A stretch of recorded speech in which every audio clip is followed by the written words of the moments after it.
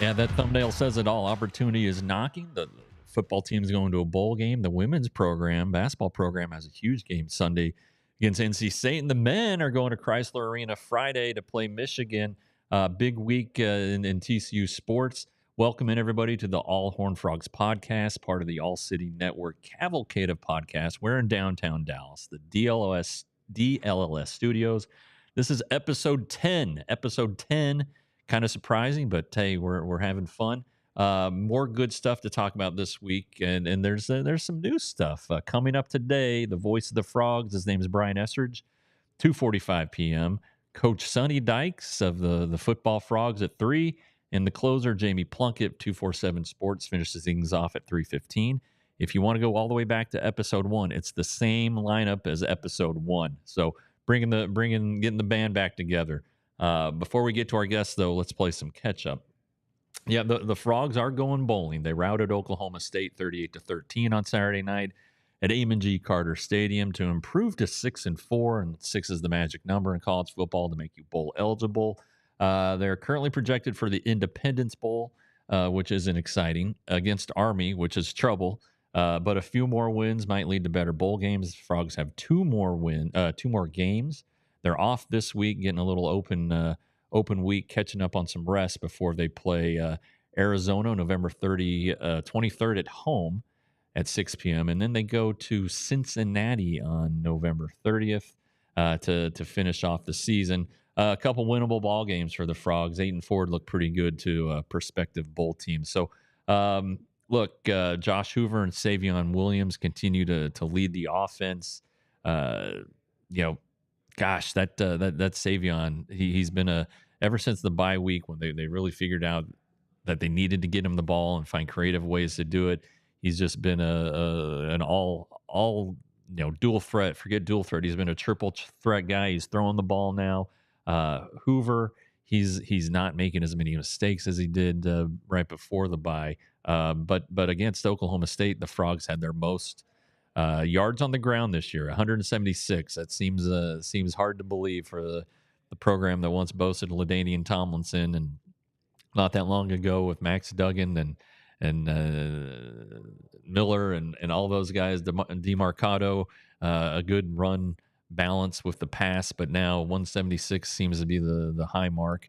A couple games to improve on that. Maybe there's some momentum in the ground game. That's something we can ask our guy Sonny Dykes when he joins on. But 59 of those yards came on a nice reverse, nifty run in the second half by young wideout Jordan Bailey, who I cannot beat in a race. Very, very fast. But like I said, Hoover continued to take care of the ball.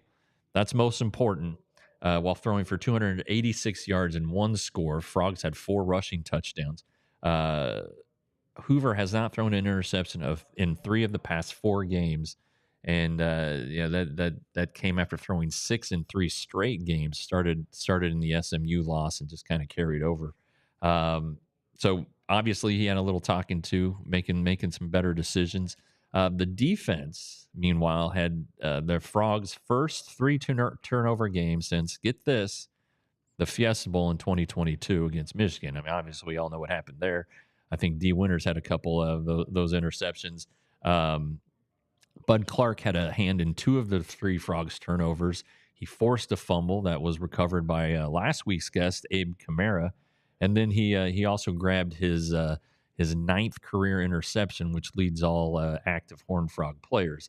We don't want to get too far into the weeds because the head ball coach is coming on, but there is a lot of stuff happening in TCU athletics. We'll get to that with our other guests, but I did want to dive into men's basketball. Jamie Dixon's group improved to 3-0 Tuesday with a 76-71, closer than it should have been victory over Texas State. It would have been an easy win had the Frogs made some free throws there down the stretch. Instead, they missed more free throws than they made, shooting 15 for 32. That's terrible. That leads to skewed numbers on the boards. The defense, even though it allowed only 71 points, was not up to Dixon's standards. You know, he's huge into believing that defense and rebounding is what wins games in the Big 12, the best basketball conference there is. And too many easy buckets and only 5 offensive rebounds were eating at him afterward.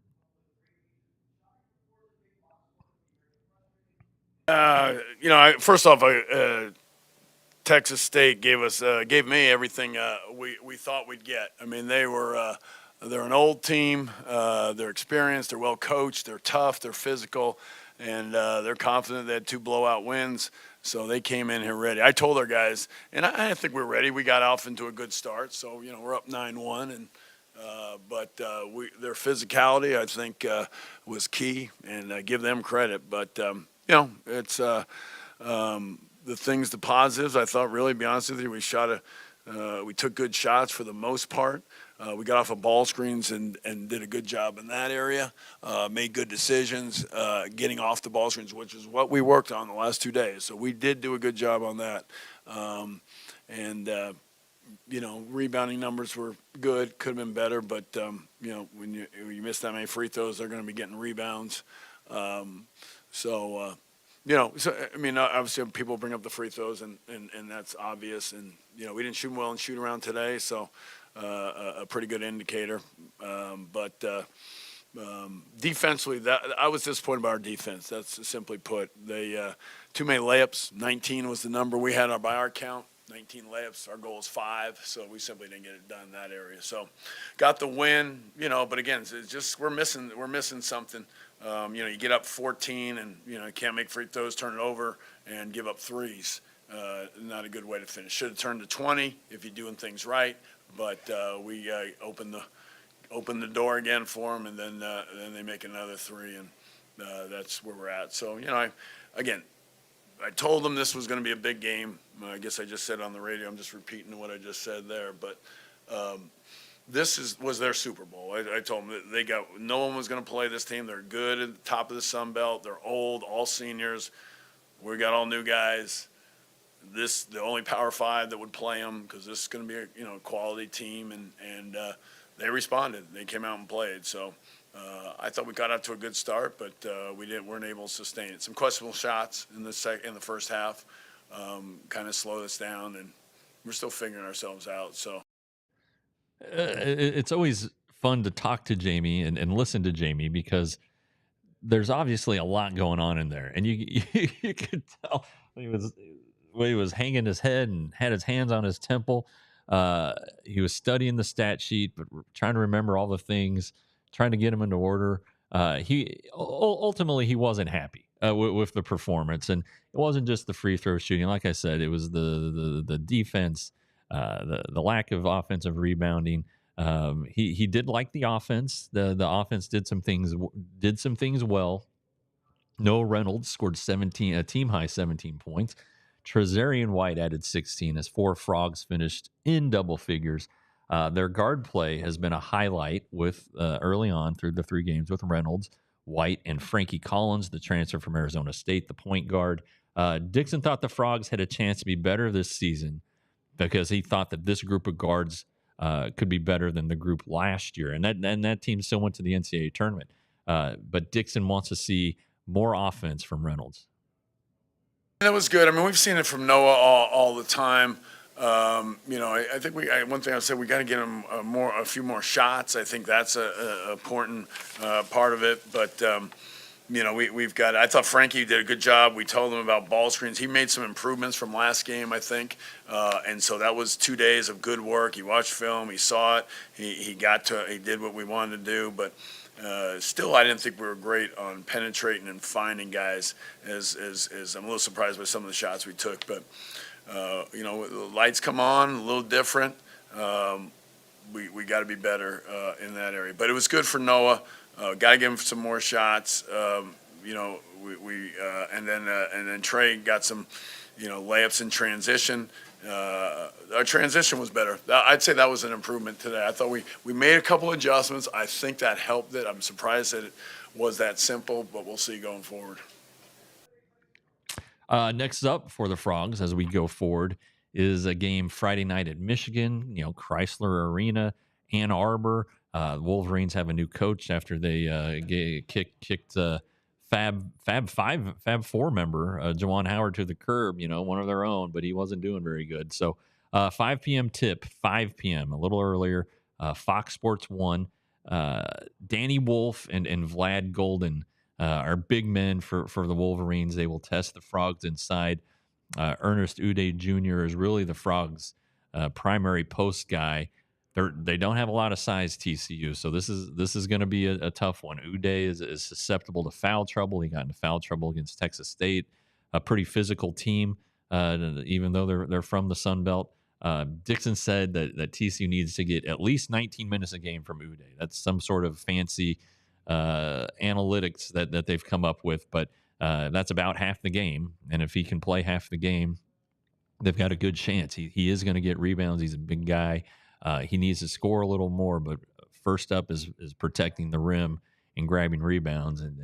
And Wolf and Golden are gonna give him hell this week at Michigan. But it's a winnable ball game. Michigan is only played twice. They lost their most recent game to Wake Forest. So don't count the Frogs out. But this is their first road game, their first test of the season. Dixon was pretty fired up about it. He doesn't know a lot about the Wolverines, but he knows the Frogs have a lot of work to do between now and then. Played the two, my understanding, but I know they're big. I know they're skilled, and I'm excited about it because whoever we're playing, I'm going to be excited about it because I just want to.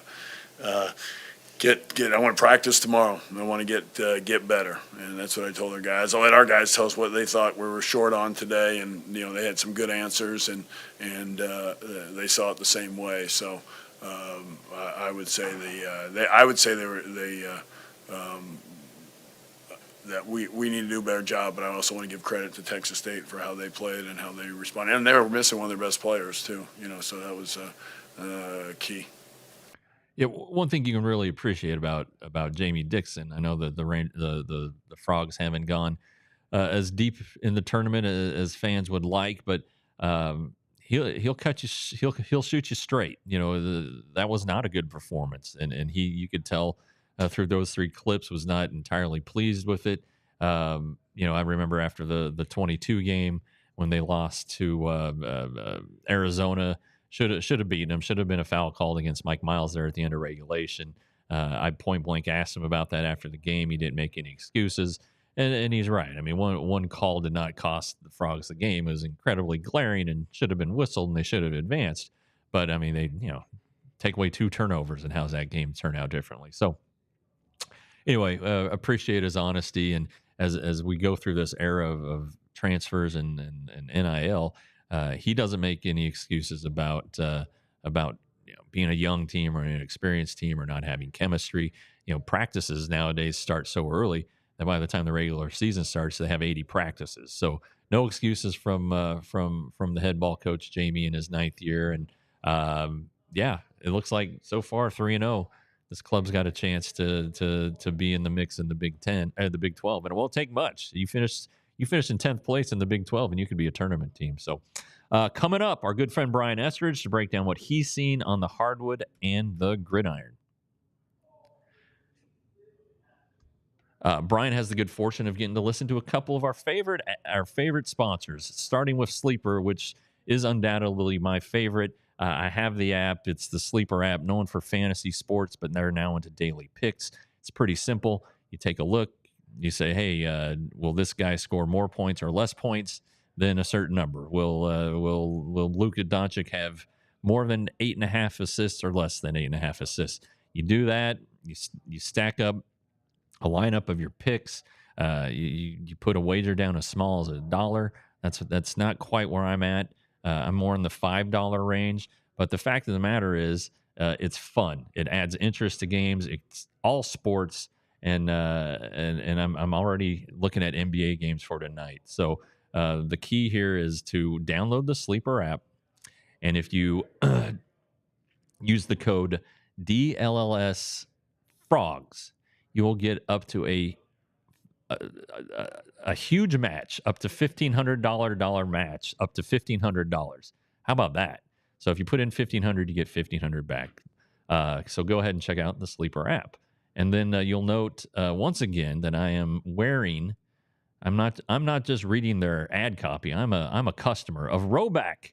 RH. Don't forget the H. RHOBACK. Their insignias. This great looking dog silhouette. It's terrific activewear. It's simple. It fits good. It feels good. Moisture wicking, which we still need in Texas. Shirts won't stick to you.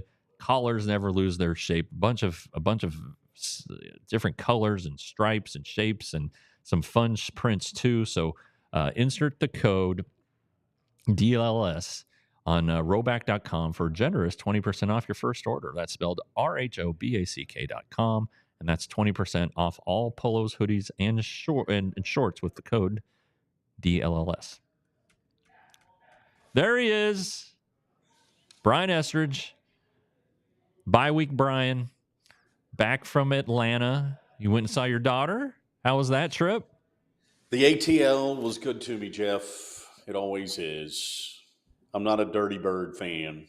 Yeah. Isn't that what they call themselves, the Falcons? Do they Well, still I do think that? they used to at one point. Yeah. Maybe they still do. It's been a long time ago. Maybe that was the Steve Bartkowski era. I think it was It more really the is my era. Dan Reeves, Jamal Anderson era, because I seem to remember. God, I love Dan Reeves. I seem to remember that dance, and then the Broncos beat him in the Super Bowl, which I enjoyed thoroughly, as you know. Yeah, but I love Dan Reeves. Sure. And I know you had him in Denver for a while, and then when he leaves, you disowned him.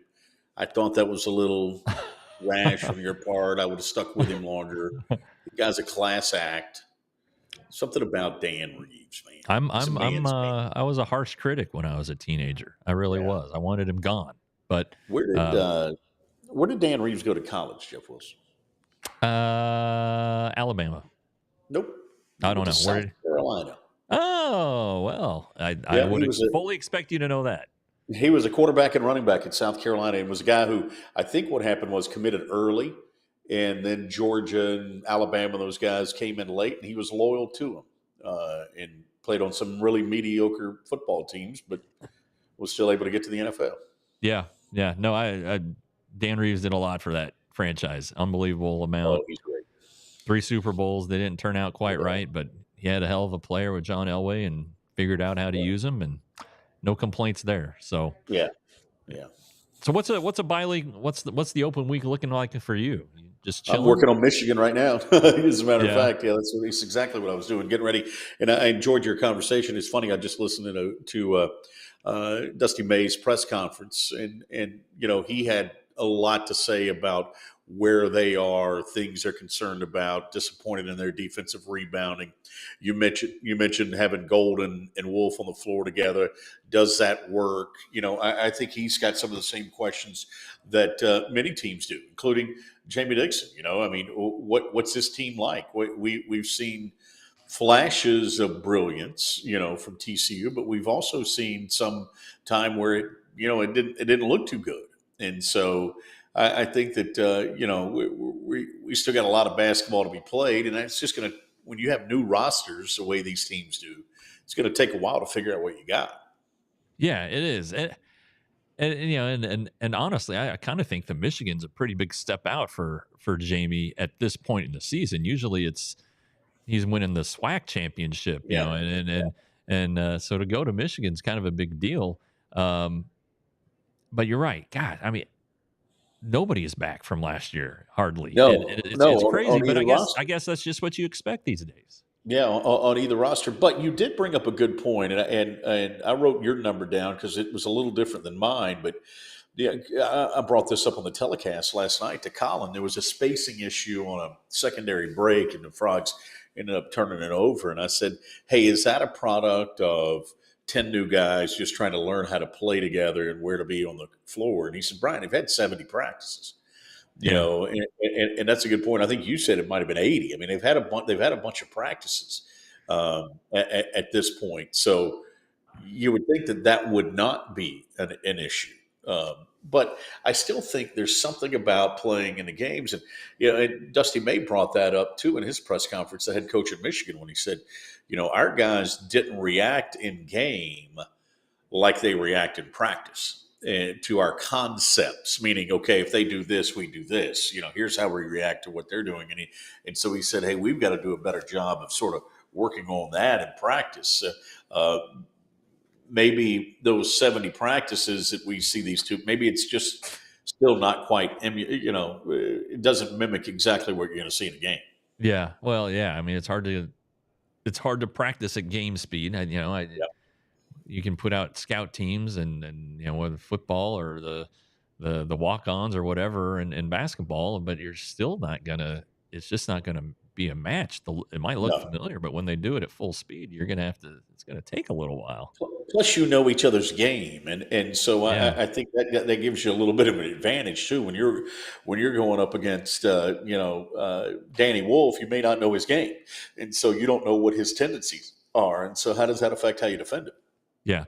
This is year 9 for Jamie. Um, Yeah, I mean, it's been 9 good years. I know maybe it's not yeah, what everybody wants. The day and age of instant gratification, and with the football, Sonny in his first season going to the title game. But what have you made so far of the work Jamie's done? I think it's terrific. I mean, Jeff, let's don't forget where this program was. Right. And God love the coaches who came before him, but they were playing with one hand tied behind their back. Trent Johnson never got a chance to play in Schollmeyer Arena when it was redone in the Big 12. That's right. Uh, Jim Christian and Neil Doherty, those were guys that were kind of languishing in Conference USA and the Mountain West. And you just didn't. And where was the priority? You didn't have the money like you have in the Big 12 to really spend on these programs either. And so, obviously you can go back to the success that Billy Tubbs had, but you can make the argument, I think, clearly now that Jamie Dixon has had more consistent success over a longer period than Billy had. Other than his coach, Keller Killingsworth, I'm not so sure that Jamie Dixon is the best coach TCU's ever had. And I'm not saying that because he's here now. I'm just saying you just got to look at the numbers, the numbers play themselves out. I mean, here's a guy who's 9 wins away from 500 in his career. I mean, that's a big deal. That means you can coach basketball, and to get to this team in the NCAA tournament. What is it now? 4 of the last 6 years. It would be 4 in a row if they go this year. Yeah, I mean, come on. You know how hard that is to do? Right. I mean, just ask TCU for the previous 70. Yeah. That'll tell you how hard it is to do. So, no, I think what he's been able to accomplish is pretty amazing. I think he's done it with a terrific staff, too, by the way, who I love and I know you love as well. Tony Benford and Dwayne Broussard and Jamie McNeely. These are head coaches. Right. that are here at TCU that are quality guys that are also trying to get quality players, and I think that's a good thing. Yeah, I think yes, they still get the quality players. They're getting these terrific early signings. Jamie's still not shy about going to the prep ranks. He still believes in that, and I think you have to. You got to have guys that are. You got to at least have some guys come back. I mean, you can't do it all the time, but the 22 team. They had 8 newcomers. That was the club that went deep into the tournament. So it can be done. He's done it before. But you're right. This is a feeling out process right now, and I don't know who do you like? Who are your 2 or 3 guys that you think are going to be leading this club? Well, I was glad to see Trey White get off a little bit last night offensively, and because he had been slow in the first couple of ball games. I think there's a lot of potential there. Noah Robinson, to me, though, is the guy. I mean, this is a guy who can really get after it. Left-handed, creates problems, could play the 1 or the 2 for you. Frankie Collins, obviously, with his expertise and experience out there, is just a pro. But Vashon Alette is the guy that I still kind of have my eye on. He led him in scoring the first game. He's a smooth player out there. He's got a high basketball IQ. has a tendency to think shot first, and that's going to be an issue for Jamie Dixon when it comes to playing the point. But to me, there's just so much potential there, and then we talked about this on the telecast last night. Jeff, you're seeing a new Ernest Uday. I mean, you're seeing renewed energy. You're seeing a guy who's playing tenacious defense. He's an amazing athlete. He's the strongest player on the team. With a good attitude. And if he brings that level of effort night in and night out, we're not talking getting 21 and 14 out of him every night. But if you can get, 10, 11, 12, 14 points and 8, 9 rebounds a game out of Ernest Uday, this team has, it's got a long run in the postseason built into it. Sure. Yeah, I think there are a lot of weapons for this group, and I'm anxious to see how it all kind of flushes out. I mean, I could also pick a couple that I think are going to see minutes reduced as the Big 12 rolls along, but you got to see them play right now and see what they got. Absolutely. That's why you try to win the SWAC championship. Get these guys some time. Football, real quick, Brian. What's happened to Oklahoma State? Boy, I tell you, that's I think what we are seeing is what's going to become the norm in college football, and that is if you have a couple of stumbles early out of the block, and I know they went 3-0, but once they got into league play, they dropped a couple, and I think once you get to that point, it's really hard to bring teams back. That's where I think the job that Sonny's done, after the Central Florida game, after the Houston game, to keep this team energized and focused. And he's talked about that, how hard he's had to coach to get their energy level up. And I think if you can do that, that's half the battle this day and age. And that's hard to imagine. It's hard to say. We talked about it before the Texas Tech game. I mean, how do you not get up for that game? How do you not get up for Baylor? But that's just the world that we live in today. And so the team that desperately wants to be there, desperately wants to win each week has a chance. And I just saw something online, Jeff, that the Frogs are still in the hunt to make the Big 12 championship game. Yeah. And so with all that's said and done, you may wake up at the end of the year, this is an 8 or 9 win team. Yeah. And if that's the case, everybody, who is ready to fire the entire lot of us, everybody, at the beginning of the year, they got to rethink that. So, I think that Oklahoma State's just suffering through, what Florida State is suffering through, what other teams are going through. That if you're not in the mix, it's really hard to keep a guy's level of attention at a high level. Yeah, but one more before we get you out here. Yeah. We've heard for the past 2 years, the past 2 fall camps, we got to get Savion Williams the ball more. That seems to be working out pretty well. Yeah, I really think that Kendall's done a nice job getting creative in a run game that had been non-existent. And they showed a lot of patience with Cam Cook. Trent Battle coming back helps. You got a young guy in Jeremy Payne.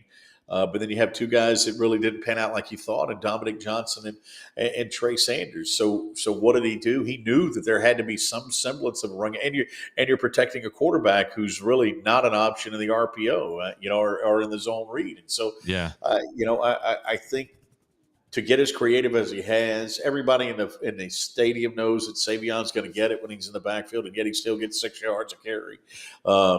There's something to be said for not only Kendall's creative ability, Savion's ability to run through tackles, but I think this offensive line has gotten better. I think a couple of those guys on the inside are improving week in and week out. And so, I still think there's a lot of football left in this team.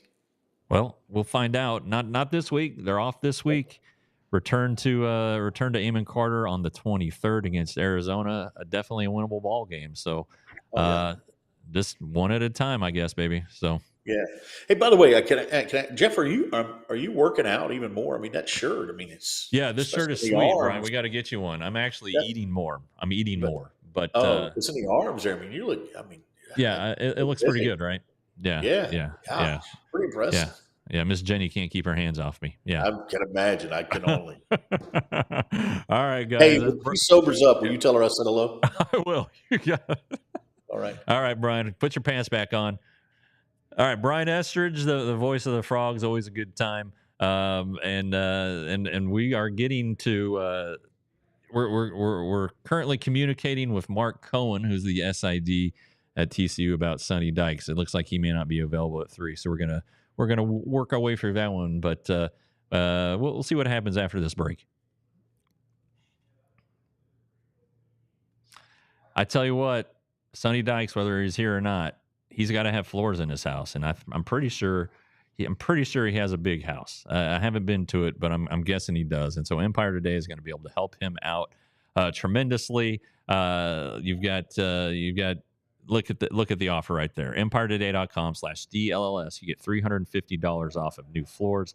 You know, these guys are the flooring experts in our area. They've been around for a long time. That doesn't mean they've gotten old and stale. They're on top of their game.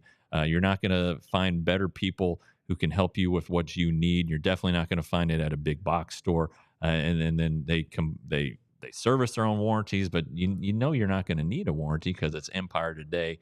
The best thing is the virtual floor designer, and that's just a tremendous thing. You can take a shot and see it in your house, and voila, the magic happens. So EmpireToday.com/DLLS. Terms and conditions apply, but go check them out. And then with all that money you're saving, you need to go to a concert or a ball game or something. So download the Game Time app. Game Time, it's become one of the go-to apps, at least at DLLS, for people who want to get their tickets or get friends tickets or whatever for anything. One of their cool things is that it's all in pricing. So that's the price you see. There's nothing hidden when you go to hit the checkout button that pops up and knocks you out of your chair. And speaking of chairs, they have a panoramic view of the seat you're going to be getting, so you're not going to be sitting behind a post, or if you for some reason don't like sitting on the aisle, whatever it may be. Game Time's going to take care of you. So download the Game Time app. You get $20 off the first purchase with the code DLLS. Terms apply, but download the Game Time app to get $20 off with code DLLS.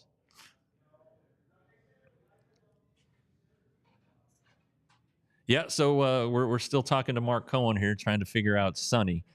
He's asking for 3:30, but at 3:30 we're off the air. I guess we could go longer, right, Tanner? Okay, all right. We'll say we can. Yeah, we can do that. Yeah, we can do that. Well, this is good times. All right, so my next text is going to be to Jamie Plunkett. Jamie Plunkett, hey, can you hop on now? Let's see what happens here. This is how the sausage is made, folks. We'll see what he says. Riveting behind the scenes. Yeah. This is quite a look you're getting at. But it's pretty crazy because Brian Estridge was not one of our original scheduled guests. Jamie said he can get on. Mark Campbell, the women's side, was going to hop on. So we're going to keep Jamie for Jamie. You hopping on? He said yep. So anyway. He probably has to relocate wherever he was. Yeah, I'll let you know. But anyway, we're gonna keep him around. Mark Cohen's now very excited. Awesome, much appreciated, and will work. Okay. Well, we don't want to cheat the viewers, and we don't want to cheat ourselves. People want to hear of all the coaches. No offense to Mark Campbell, everybody wants to know what Sonny Dykes has to say. So we'll get him in a minute. Here comes our man Jamie as soon as he finds a nice quiet place to hole up, All right, here. Is he here? I'm answering. Oh, good, because I'm kind of. One moment. That's Tanner, guys. He's kicking ass, even though he went to Baylor. 1 second. Oh, look at that, Jamie. With us early. I'm not gonna lie to you. You're not gonna get. You're getting a save, even though it's only like the 6th inning, because Sonny Dykes had to push back to 3:30. We're gonna play extra innings today. It gives you a chance to pick up the win, because we're gonna score in the well, I don't know. We're the home team, I guess, but we're gonna score and get that run home. But anyway, how are you? Man, just availability is the best ability, right? So yeah, you're gonna have to work multiple innings too. All right, you're gonna have to work multiple innings. That's fine. Sign me up for a 45, 50 pitch count today instead of my normal 22. That's just fine with me. Yeah. All right. So you've been like outrageously busy. I really think that you got to make somebody else cover all these games that you're covering. I mean, I don't. I like Jeremy, but he's got to get off. He's got to get off football a little bit. I mean, come on. But how are you holding up here? I mean, this is a big month, November. We're doing great over here, Jeff. I have pictures of my children, so I don't forget what they look like in my wallet. But no, we're doing well. It's a fun time of year, right? To see what basketball is doing, both the men and the women. It's a bye week for football, which is nice. Have a nice little Saturday at home. Maybe go to Home Depot. I just don't know how much time we'll have, But um, it is fun to see all of these other sports ramping up. Today is a big day as well because it's signing day for Yeah, all of the non football teams across the country. So we're seeing a lot of new Horned Frogs rolling in throughout the day for baseball, and men's tennis signed the number one player in the country, and really. Wow. soccer signing a really impressive class. So it's just a fun day to keep track of TCU. Yeah, I talked. I'm doing a story, freelance action for TCU today, and it's about women's sports. I talked to Jeremiah Donati right before this show started. It's it's pretty much good across the board. It's really hard to find a program that doesn't have momentum. And really, I mean, if you want to be a jerk, you could say football, but they just reached bowl eligibility. I mean, it's a renaissance for women's sports, but this is like peak TCU sports right now. It really is, and I think when you kind of look at it, when you take a step back and look at the whole thing that's going on here, not just the athletics department, but from a university perspective, you don't always find institutions that have the type of leadership support that Jeremiah has and the athletics department has from President Pullen, from Chancellor Boschini, all the way on down. It feels like the entire leadership group is really aligned right now for TCU. And I think that helps athletics so that Donati can say, hey, we have the resources to meet the needs that we're seeing. And so since he's been here, right, okay, well, we're going to extend the soccer coach. He's doing a great job. Hey, we need to find a new volleyball coach to get that program where it's going. And now Jason Williams in year 3 has probably the best team in program history. And we need to find a new women's basketball coach to get things going in the right direction. Let's go hire Mark Campbell and see what he's going to do. And all of a sudden, he's turned things around. You've got beach volleyball, you've got equestrian, you've got rifle that's coming off a national National championship, champs. right? Yeah. Like everywhere you look, the investment has been at or greater than what we've seen on average around the country. Yeah. And you're reaping the rewards of that right now with the success that these teams are having. But it all starts from the support that Jeremiah has from the rest of the leadership team at TCU, and kind of the green light that he's got to go and make sure that TCU is competitive across the board. Yeah. Yeah. When you talk about the chancellor, Victor Boccini, obviously he's 20 years in now. And when when all's said and done, all the construction and renovations that happened at TCU are pretty much going to, a lot of people will point to being his legacy, but you look at athletics and he rode the Gary Patterson wave. He kind of let that take off through various, I think Eric Hyman was the athletic director when Boschini took the job. Then it went to Danny Morrison, Del Conte, now Donati. But the football, the funds that were raised to redo the stadium, the basketball arena has been upgraded, and everywhere, every turn, Chancellor Boccini's been there just waving him around third, saying head for a home. And that's pretty remarkable. I mean, athletic department's the front porch to a university, it's often said. And I think he realizes that. Yeah, and I think when you have an institution that's the size of TCU as well, you're in a unique position to be able to throw more support behind the athletics department than maybe a larger public institution would, because you control your funding a little bit more. There aren't as many competitions for the same amount of dollars, although TCU has some bold plans on the university side in the next couple of years as well.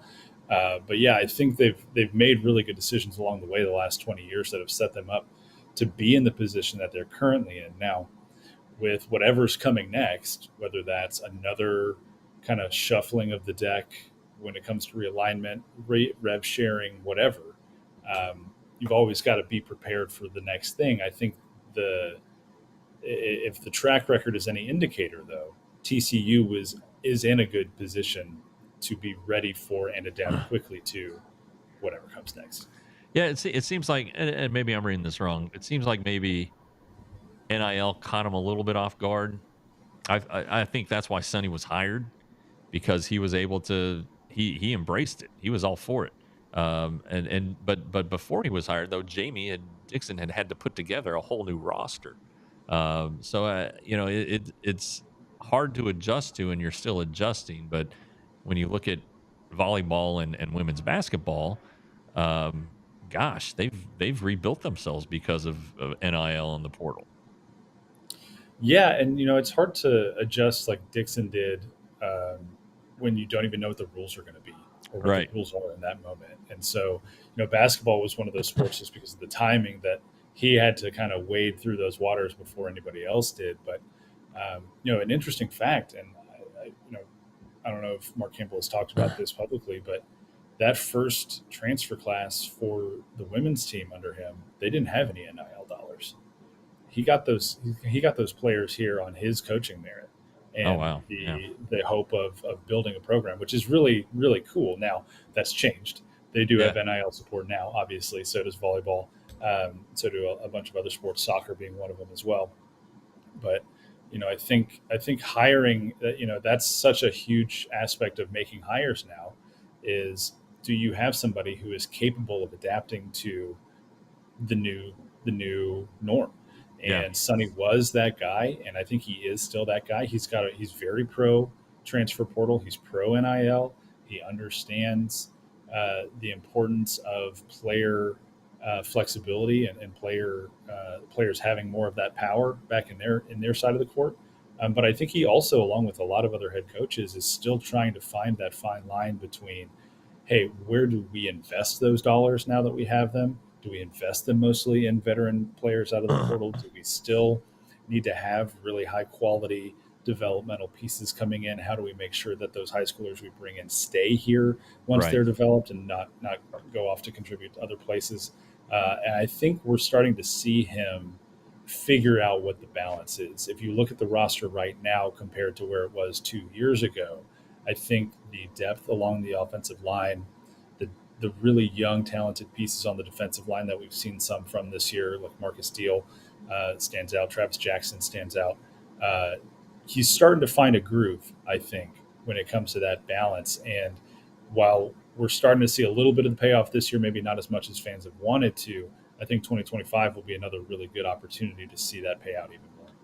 Yeah, and it is kind of screwy that I guess it's always been this way, but National Signing Day for all the other sports except football. But I mean, it's nut cutting time. I mean, it's getting close to the first period for signing day, and that's when everybody signs anyway for football. And I think it'll be worth in maybe a decade or 5 more years to kind of go back and see, all right, out of this class, and this could be for any school, we signed 26 guys, 18 of them transferred. We signed the next year 24, and try to reduce that number, but still find a way to get through departures or whatever, still supplement through the portal. It's got to be a balance at some point. It does, and this year's going to be particularly dramatic when it comes to that because of the roster sizes that are changing. Yeah. You look at what baseball is doing right now. TCU's incoming freshman class, or TCU's incoming class that they're signing today, is 6 players. Because of the roster reduction that's going from 40 to 34 next year. They've got 46 on the roster right now. They've got to get down to 40 before February. So you're talking about, and that's happening all over the country, and it's not just baseball, right? Football's hard capped at 105. I think TCU football's got 120 something guys out there running around right now. Obviously not all on scholarship, but the changes that are coming are going to reduce the number of scholarship players across the country by roughly 5,000, I believe is the number that I saw. So you're going to see that. So this upcoming year is going to be really interesting to see how head coaches handle roster sizes and roster management. And I think what we're going to see is we're going to see who the real talent evaluators are in the next 18 months. Which coaches can go out and find the studs, which coaches can go out and find the right pieces for their program to have success, because you're not going to have the ability to bring in, like for baseball, 50 guys and then get down to 40 by spring. You're going to have your 34, and that's who you have. So it'll be really interesting to see which coaches kind of come out on top once all this shakes out.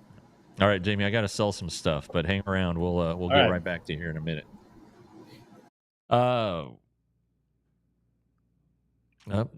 There it is. All right. You see the shirt. Brian Estridge pointed it out. That's the TCU DLLS shirt. It apparently highlights my guns. It highlights some other things and full body photos. Unfortunately, anyway, they're great shirts. They're super comfortable. You get one if you become a diehard member. Go to alldls.com/join-diehard, and you get all kinds of stuff. You get the one shirt. These are valued at $35, $79.99 to become a diehard. So basically, you're getting for $79.99, you're getting a shirt, 12 months of unlimited access to all of our content. You also get 20% discount to events. We're going to start having events. We were bandying about the idea today during a staff meeting that we're going to have a big Cowboys draft party because they're going to be drafting at the top of the draft, and it's going to be pretty interesting. So, the Rangers, we want to do a spring training trip. Maybe next year we can line up a TCU bowl trip. Hey, I'm fun. So is Jamie. So anyway, become a diehard today. And if you like to have more than one shirt from DLLS, go to store.allcity.com. I'm up to, I think, 6 shirts. This is one of them. I'll show it again because it's sweet. I mean, frankly, it's probably the best shirt we got. But anyway, it's a good shirt. I have 3 of the baseball. I have 2 DLLS shirts. They're great. They really are. They're cozy. Your wife or your boyfriend, ladies, is gonna like the shirt.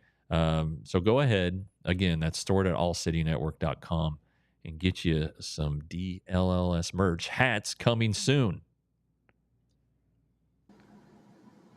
And there he is. How'd you like those ad reads, Jamie? Man, you're getting so good at it. My wife and my boyfriend would both like a DLLS. Okay, good. I hope I hope he likes it. Okay, so non-football, non-men's basketball stuff. Women's soccer makes the NCAA tournament. They win the regular season, Big 12 Conference regular season champs, losing the title game. Only a 5 seed, which I thought was a little surprising. Now they're the highest ranked of the 7 Big 12 schools, but I guess somebody with the NCAA doesn't care for the Big 12 soccer. But home game Friday night against Stephen F. These guys got a chance. They do. It's an interesting side of the bracket to be on, and to be a 5 seed, like you said, feels a little bit low. They were hoping that they could maybe sneak into being a 3. I thought 4 was probably where they would land, but instead they get the 1 home game. Then they have to travel probably to play Penn State, and they're in the side of the bracket with Florida State, who, if you remember, they went to Tallahassee earlier this year and got smacked a little bit by the Seminoles. So it'll be interesting to see if they can get to that rematch with Florida State. But this is a team that's incredibly talented, incredibly deep. They can score from a variety of places. I think I've talked about it on your show before, Jeff. I just really think that Eric Bell has done a tremendous job of adapting to the personnel that he has and creating an offensive system that is more capable of scoring, not just, hey, one person who's a goal scorer, go do the thing. So it'll be interesting to see. I think Friday night will be really fun. I expect that stadium to be completely packed. The support for soccer has been crazy the last several seasons here. We'll just kind of see if they can make a little bit of a run. It's going to have to be one that they've experienced this before, where they've had to go on the road and fight some tough battles. So it's nothing new to them, really. Yeah, 6 players, 6 first-team players in the Big 12. Forward of the year, Bella Diorio. Midfielder of the year, Oli Pena. Their goalkeeper had 7 shutouts, Megan Plaschko. She's a transfer from Minnesota. So It's not all offense. You talked about volleyball. They're still ranked in the top 25.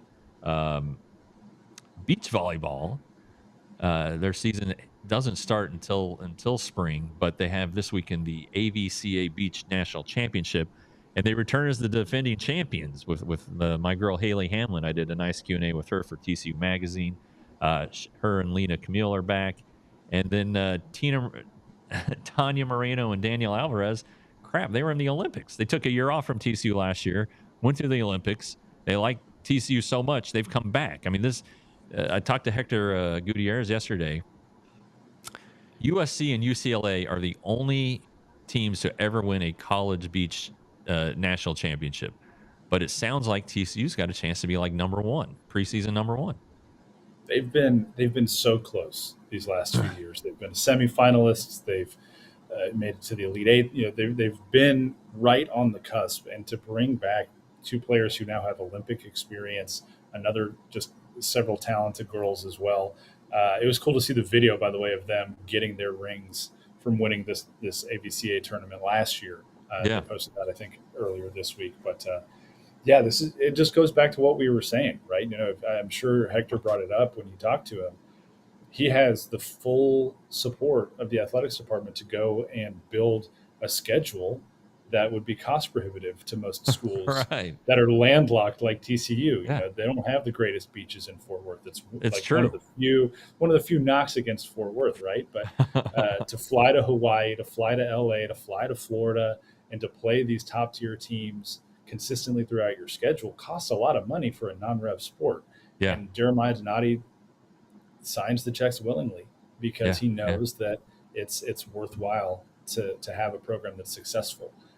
And so, you know, this is an opportunity, I think, for beach volleyball to kind of reestablish themselves as one of the top teams in the country this upcoming weekend, and hopefully it sets them off on a national championship run. Yeah, and I mean they do a lot of their recruiting in Europe. You know, they have some. You have a Ukrainian, some Spaniards. I know Puerto Rico is not in Europe. Don't correct me on that. I'm aware of it, but they have players from Puerto Rico. They have a freshman from Southlake. They have a freshman from Huntington Beach, California, going right into UCLA's backyard and USC's backyard. So it's pretty awesome job. And then, you know, there's a lot, you know, women's sports, not a lot of attention, generally speaking, not revenue based sports. And, but gosh, it's like a great time to be TCU women's sports. It's probably the golden era. Yeah, it's pretty cool. It's pretty cool. Yeah. Speaking of women's basketball, Texas State tonight here in a few hours. NC State Sunday. That's part of the gauntlet that they're going to start running through. They should win tonight, beat Texas State. What does Sunday's game mean? A big measuring stick, but I mean a chance to, you know, say, hey, don't forget about us. Yeah, it's a chance to kind of knock the door down a little bit and let people know that you're there. I think the news around TCU for the last year and a half since Campbell got here has been, oh, cool, they signed Sedona Prince. Yeah. Oh, cool, they signed Haley Cavender. She was going to be here. Oh, you know, they got they were ranked right before this slew of injuries happened, and then the storyline was, oh, they have to have open tryouts in the middle of the season. Right. And the conversation stopped being about the actual game and started to be more about the off-the-court stuff. They signed Haley Van Lith this offseason. They signed Maddie Shear this offseason, Donovan Hunter from Oregon State. And it's all been off-the-court related storylines until this upcoming Sunday. And so this will be an opportunity, I think, for TCU to shift the narrative back to what's happening on the basketball court rather than the media storm that comes with signing really popular players who have national brands and that kind of thing. So I'm looking for them to get out and establish their pick and roll offense, get Madison Connor open for some threes. She hit 9 the other day against New Orleans to see if she can get free for a couple really good looks.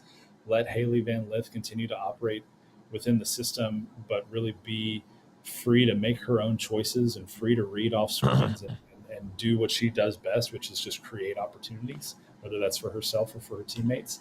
And they're going to be doing it against a team that was in the Final Four last year. So a lot of eyes are going to be on this game, and it's a really cool opportunity for TCU to kind of cement themselves as one of the newcomers on the women's basketball scene.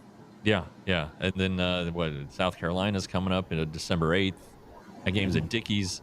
I mean, that's a big deal. And with the popularity of women's basketball, whether it's, I guess it is all, not all due, but most of it due to Caitlin Clark, it seems like there's an opportunity here that Mark Campbell can grab a hold of. Yeah, and just you talked about Caitlin Clark, but I mean Haley Van Lith has been one of the more popular players in the sport for years now, right? I mean, she was one of the more popular faces on that loaded LSU team that had Angel Reese and Fluja Johnson, and obviously Kim Mulkey as their head coach. Just a lot of really big personalities on that roster from the coaching staff on down. And so she's wearing purple and white now instead of purple and yellow. You've got Sedona Prince, who, apart from being a dominant center, has been an advocate for equality in women's athletics for years now, going back to the picture she posted of the weight room. Right. Weight room, right? And then the prepackaged sandwich meal or whatever the NCAA was providing the women's tournament teams that year. So you've got a lot of vocal, really popular players on this roster, and they're going to be able to showcase their on-court talent against some really top competition. Beyond NC State and South Carolina, they also play Notre Dame in a tournament in the Cayman Islands later this fall. Notre Dame's like number 6 in the country right now. Yeah. Iowa State and Baylor are both top 12 programs in right. the country. They're in conference play, right? So Kansas State's another one that's top 20 right now that they're going to play later this year. The whole season is going to be an opportunity for TCU to build its reputation both on the court and off the court, and so far as Mark Campbell being able to showcase, hey, beyond just being able to get really popular names to come to TCU, actually a pretty damn good basketball coach too. Yep. All right, the manager is on the way to the mound to get you, Jamie. Sonny Dykes is warm and ready to go. So thank you. A 2-segment appearance, first ever. I don't know. You'll get rewarded somehow. Cool. Good deeds. Cool, man. All right, Jamie. Thanks. That's Jamie from Plunkett from 247 Sports. And we're not going to waste any time. Tanner's got the football coach all teed up. One sec.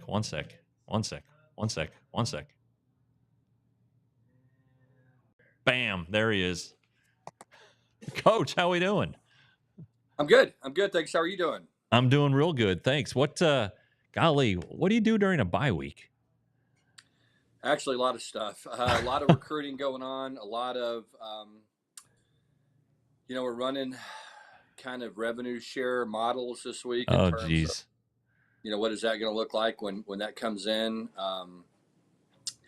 It gives you some time to go through and meet on your current team and try to project guys a year from now, 2 years from now, all that kind of stuff. So, and then obviously putting together a game plan, trying to get ready for Arizona.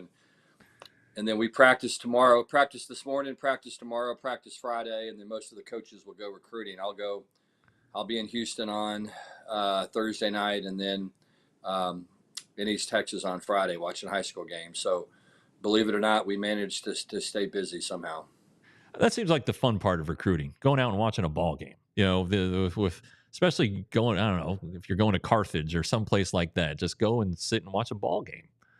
Yeah. You know what? That is fun, and especially during the season, just because, it's funny, you don't get to see much football. You really see your team play, and it's not really like watching a game. And so it's kind of fun to be able to go to a high school game and relax and just, go and watch. So it's, when you get a chance to do it, it's actually a lot of fun, kind of relaxing, and it makes you kind of realize why you got in this profession to start with, is because, you really enjoy watching young people and watching them play and be successful and all that kind of stuff. So it's actually a lot of fun when you have a chance to get out and watch them. How much does TCU sell itself? Like get them on campus, let them see the university. I mean, I was not an athlete, Sonny, but when I took my visit here or visited in '92, I was sold. I love the campus. It just seems like it's so advantageous. Yeah, I agree. It does. When we get people on campus, we have a great opportunity to recruit them, and that's really honestly what we're excited about, because that's what it looked like when I took this job, that's kind of what we thought we were going to get when it came to recruiting was, you go through the process with people and you get to know them, you build a relationship with them, you get them on campus here at TCU and in Fort Worth, and they love the city and they love everybody they meet on campus, and they realize it's a different place and they love the education part of it. And that gives you a chance to recruit them. And, really the last 3 years, none of that really mattered. Really all that mattered was how much money did the collective have and how much were they going to pay somebody. And so I'm excited about the revenue sharing part of this now, because to me, it's a great equalizer, and things that matter, like education and like being around people that are like-minded and have a plan to develop somebody and where it's a great fit, and all that actually matters again, like it used to, as you start to get into revenue sharing, because again, everybody's going to theoretically have the same amount of money, and most of the stuff's going to be pretty similar. And so relationships begin to matter again, and TCU and Fort Worth begin to matter again, instead of just, writing a dollar figure down. I mean, look, there were people that we recruited against, honestly, that really didn't even bring the kids on campus. They would have some alumni go meet them at a restaurant and, and write the number down. And that was kind of the extent of the visit. And so thankfully we're kind of transitioning out of that style of recruiting and more into, stuff that matters. Yeah. When you go through these models that you're doing on the revenue sharing, and I think you'd mentioned this at a previous luncheon, is there like multi-year contracts involved? I mean, is that something that involves lawyers that's beyond your scope, or it just seems like if you're going to make the commitment to the kids, get them to make a commitment to you. Yeah, my hope is, the thing is that goes both ways. You can, you never know how people are going to react to getting a pretty hefty sum of money. I mean, it's the same thing that the NFL deals with to an extent, where, this somebody plays incredibly hard in college and becomes a high draft pick. They get a lot of money, and it has an adverse effect on them, and they don't work as hard. And so, you want to guard against that as much as you can. And so I don't know. The answer to that question is, I don't know. I'm hoping that there is some kind of standard contract that the NCAA provides to protect, really, honestly, the young people from signing a contract that's not advantageous for them, and also can protect the university. But I'm more concerned about young people. And so, my hope is that there's a standard contract that guys can sign. And obviously, if they don't do well academically, or they don't hold up the conduct part of it or whatever, then the contract would be void or whatever. But I don't know what direction that's heading. I know that there are some coaches that want 4-year deals. There are some people that want 2-year deals, and there are some guys that want 1-year deals. And I'm not quite exactly sure what I want quite yet. I see it several different ways, and so I think we're going to end up with one to begin with, and my hope is maybe we can go from there, and it ends up being multi-year deals. Sure. But I mean, you aren't just recruiting. I mean, you're going to watch high school football on Thursday and Friday. You're not just waiting for the portal to populate itself. There's got to be a balance. So have you figured out how to strike that balance? Yeah. The balance for us is we recruit high school players just like we always have. The thing that we try to do every single year is recruit a football team. And so if you look at our recruiting, the hope is we sign 1 quarterback, 1 running back, 3 wide receivers, a tight end, 5 offensive linemen, 4 D linemen, 3 linebackers, and 5 DBs. All right. And that's kind of the what we want to sign every year. And it's just a starting 22 players, or 25 players, depending on if you've got additional needs. Typically, you want to take 1 more D lineman, 1 more O lineman, 1 more DB. And that's kind of the way the recruiting works. And then you hope that those guys develop, and then you kind of fill in where other people leave in the portal. And so that's been our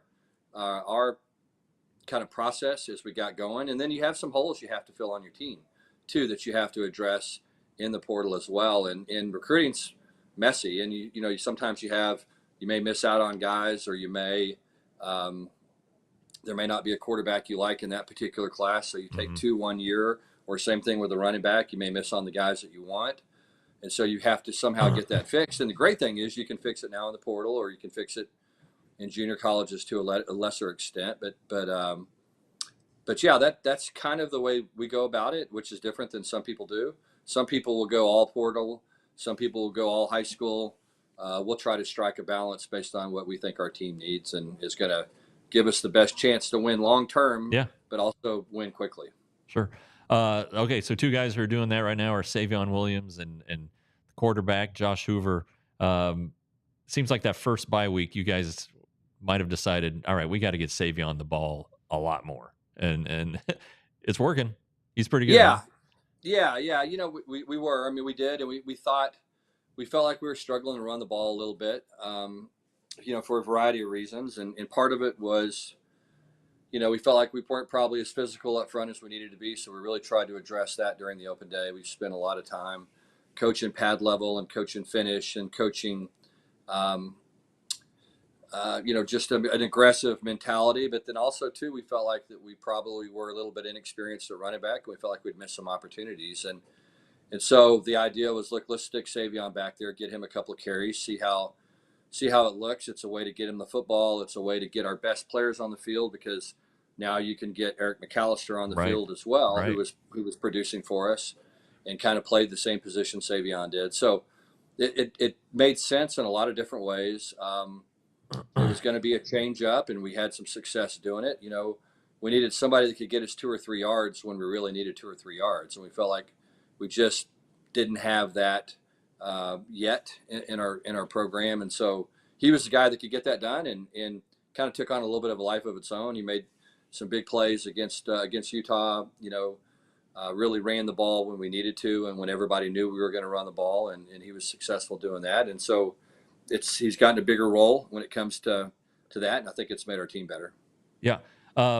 Yeah, I mean, McAllister's helped, though. I mean, obviously have Jack Besh and JP, but having that 4th wide receiver who really probably start just about anywhere else, that's a big development for you, a transfer guy from Boise State. Yeah, that's been a big deal. Yeah, Eric's been everything we thought he would be, and then some. He was really productive at Boise. You know, he looked like more of a possession guy at Boise, and we got here, and he runs a little better than we anticipated him running, and is a great contested ball catcher, you know, and he and Josh really got on the same page when it came to being able to throw and catch vertical routes and back shoulders and all that kind of thing, you know, contested catches. And, you know, right now I believe he's leading the nation in yards per catch. He's turned out to be exactly what we thought and then some. And again, Josh has a lot of confidence and comfort in him, and has no problem, you know, giving him opportunities to make plays when he's in the game. Well, I thought the score against Tech, the eventual winning touchdown, was quarterback wide receiver chemistry. I mean, that just seemed like Josh threw it where he thought Eric could go get it, or would expect it to be, and then let him do his thing. Exactly. You know, we had a big 3rd down conversion first drive against Oklahoma State. I think it was 3rd and 20. And he threw a back shoulder, you know, here this past game, and right in the middle of the 3rd quarter. And that was a big play for us as well. So, yeah, they're kind of on the same page, and there's a lot of trust there. He obviously had the long touchdown catch against Kansas, which also big play, kind of ignited us a little bit. And so, you know, he's done a tremendous job. Excited about his future and watching him, you know, for the next 3 games this year, and you know, develop into a heck of a player next year. I'm excited about it. Yeah, bowl game. You guys, that Oklahoma State win got you bowl eligible. How big of a deal is that, morale wise, and then, you know, everybody talks about the extra week of practice, or the extra 7 practices, or whatever it is. But how important? Big is deal. Big deal. You know, it's certainly our expectation every year is to be a bowl team here at TCU, and so we feel like that's kind of the bare minimum. And so, you know, it's good to get 6 wins. It's kind of good to get that beginning goal behind us. But our goal is to win as many games as we can, and you know, and to play well every single week, and continue to get better and better. You know, this is a team that, you know, at times has looked really good this year, and other times hasn't looked very good. And our goal is for everybody to remember this football team is a good football team. And the only way we can do that is by, you know, playing well these last 2 games, and then playing well against whomever we play in the bowl game, and finishing the year the right way. And our guys are really, they want to do that. They take a lot of pride in, in this team and this program and each other, and so they want to make sure that they are looked upon as a successful team and had a successful year. And so 6 wins that's not what we're after. We're after a lot more than that around here, and so they want to try to accomplish as many goals as we can. All right. Hey, Coach, thanks for hopping on for the second time, taking time out of your open week, your recruiting, your report reading, whatever it is you're doing. We appreciate the time as always. No problem. I apologize for running a little bit late, but always good seeing you, and appreciate you talking about TCU. It's always good to be on. It is. All right, man. Appreciate you, Sonny. See you soon. All right. Thanks a lot. All right. That's the head football coach, and always a good guest. Gosh, he can talk about so much. Just so many different things. You get an idea of what these guys go through. So it's still our goal to get Mark Campbell on. It's 2 weeks in a row that he's been a last minute scrub. So next week, baby, I really feel it. And if not, well, then we'll be having a hell of a day like we did today. Maybe Jamie Plunkett can come on for 3 segments, but whatever it is, that's a wrap on episode 10. We went overtime. So appreciate you hanging around, and we'll see you next time. We all silly like the mayor.